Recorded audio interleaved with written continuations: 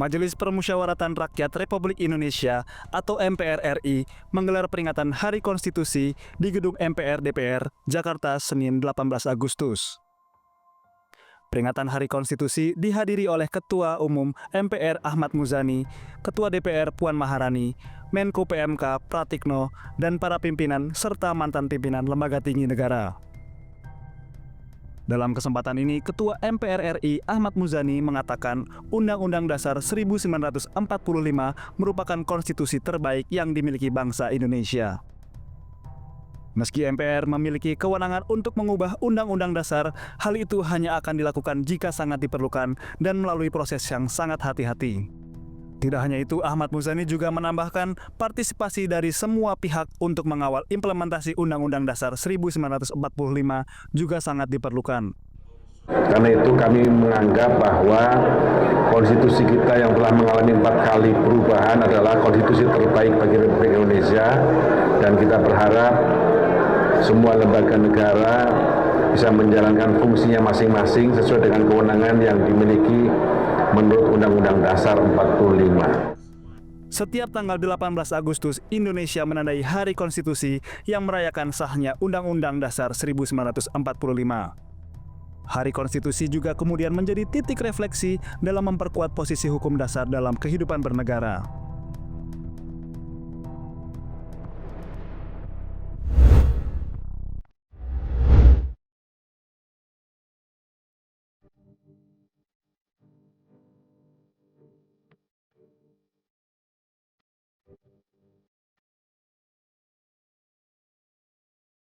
Kementerian Pendidikan Tinggi, Sains, dan Teknologi mengingatkan pentingnya menumbuhkan budaya riset oleh akademisi saat menempuh pendidikan di perguruan tinggi. Riset dinilai berguna bagi mahasiswa untuk mendapatkan pekerjaan dan karir yang sesuai setelah lulus dari bangku kuliah. Wamendikti-Saintek Stella Christy di Universitas Negeri Malang, Jawa Timur, Senin 18 Agustus menjelaskan, melalui riset, mahasiswa dapat menghadapi dunia kerja dengan lebih matang. Dalam kegiatan penelitian, mahasiswa akan terlatih dalam manajemen waktu, mempelajari pembagian tugas secara efektif, hingga membiasakan diri bekerja dalam pola kolaboratif. Tetapi dana riset yang tadi saya bilang 1,8 triliun dari mitra kami LPDP yang disalurkan lewat Kementerian Pendidikan Tinggi, Sains, dan Teknologi itu kami menjadi dana riset strategis. Artinya tidak dibuka terserah mau proposalnya apa, tetapi kita melihat kebutuhan negara dan kebutuhan industri. Kebutuhan dari industri itu kita petakan, lalu kita lempar ke para peneliti-peneliti di universitas agar mereka bisa memasukkan proposal untuk itu. Salah satu bentuk kerjasama pendanaan yang diusulkan adalah skema co-funding, di mana dana riset didanai sebesar 85% oleh kementerian dan 15% dari mitra swasta atau industri.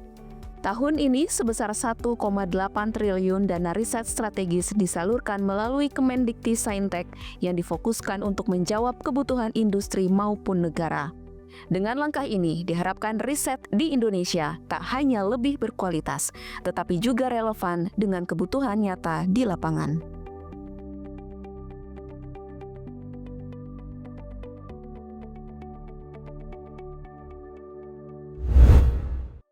Assalamualaikum warahmatullahi wabarakatuh. Salam sejahtera bagi kita semua. Shalom, Om Swastiastu, Namo Buddhaya, salam kebajikan. Yang saya hormati saudara-saudaraku sebangsa dan setanah air. 80 tahun Indonesia merdeka adalah bukti kekuatan persatuan. Tema tahun ini, bersatu, berdaulat, rakyat sejahtera untuk Indonesia maju. Mengingatkan kita semua bahwa kemerdekaan tak hanya sebuah simbol, tetapi tanggung jawab. Sebagai Menteri Hukum, saya menegaskan hukum yang adil adalah fondasi kedaulatan. Tanpa kepastian hukum, tak ada rasa aman. Tanpa rasa aman, tidak mungkin ada kesejahteraan rakyat. Hukum yang tegak akan melindungi hak-hak warga negara, memperkuat rasa persatuan, dan menjadi pengawal Indonesia menuju kemajuan. Mari kita jaga persatuan, tegakkan hukum, dan wujudkan Indonesia yang maju. Karena hanya dengan bersatu kita dapat meraih cita-cita besar bangsa, yaitu Indonesia yang berdaulat, adil, makmur, dan maju.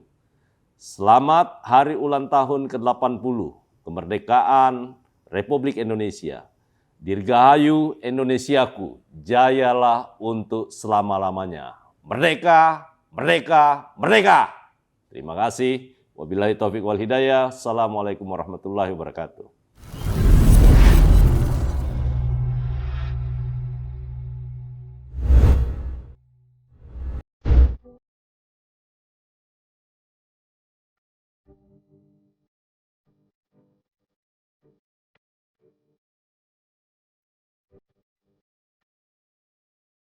Kementerian Lingkungan Hidup mempercepat target penyelesaian masalah sampah termasuk plastik dari tahun 2030 menjadi 2029. Hal itu diungkap Menteri Lingkungan Hidup Hanif Faisal Nurofik usai menghadiri orientasi pendidikan dan kemahasiswaan di Universitas Brawijaya Malang. Menurut Menteri Hanif, saat ini hampir semua kota di Indonesia masih berada di bawah standar pengelolaan sampah nasional. Pemerintah pun telah menghentikan impor limbah plastik dan akan mewajibkan produsen bertanggung jawab atas kemasan yang mereka hasilkan. Sebagai alternatif pengelolaan sampah, pemerintah mulai mendorong penggunaan teknologi RDF atau Refuse Derived Fuel, yaitu mengubah sampah rumah tangga yang tidak dapat didaur ulang menjadi sumber energi alternatif yang ramah lingkungan. Tidak hanya itu, pemerintah juga akan menyiapkan kebijakan Waste to Energy atau mengubah sampah menjadi energi dengan menggunakan panas untuk daerah dengan volume sampah mencapai 1.000 ton per hari. Karena waste to energy ini adalah langkah terakhir, ibaratnya operasi sesar. Kalau operasi biasa tidak bisa, kalau operasi biasa yang alamiah tidak bisa, ya operasi sesar.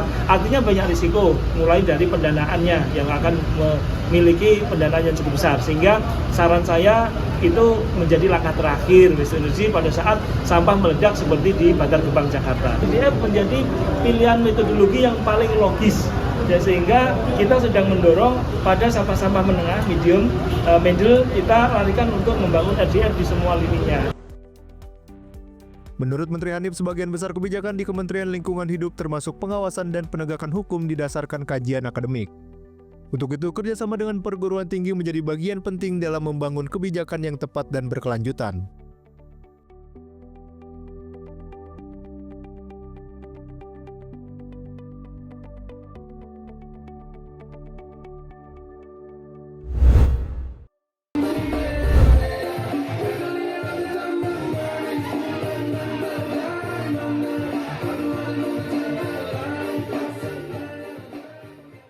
Lagu Tabola Bale menjadi nyanyian penutup gelaran Indonesia Fair 2025 Gempita Merdeka yang sukses membuat ratusan pengunjung ikut menari. Kemeriahan digelar di panggung dalam halaman Kedutaan Besar Republik Indonesia di kota Beijing, China. Acara ini diadakan untuk memperingati hari ulang tahun ke-80 Republik Indonesia dan peringatan 75 tahun hubungan diplomatik Indonesia-China. Panitia mencatat sekitar 6.000 orang memadati Indonesia Fair 2025 sebagai acara tahunan di KBRI Beijing yang sekaligus menjadi pameran produk dan pengenalan budaya Indonesia. Panggung hiburan utama menampilkan para musisi dari Indonesia seperti kelompok vokal Trio Obras yang salah satu anggotanya adalah Duta Besar Indonesia untuk Cina, Jauhari Oratmangun. Kemeriahan bertambah dengan hadirnya tarian dari Sanggar Yingde, yaitu warga Cina yang fasih berbahasa Indonesia yang membawakan tarian Nusantara. Hadir juga para mahasiswa dan mahasiswi Papua yang sedang menempuh studi di Cina maupun kelompok Perhimpunan Persahabatan Indonesia-Cina yang khusus datang dari Jakarta dan Bandung.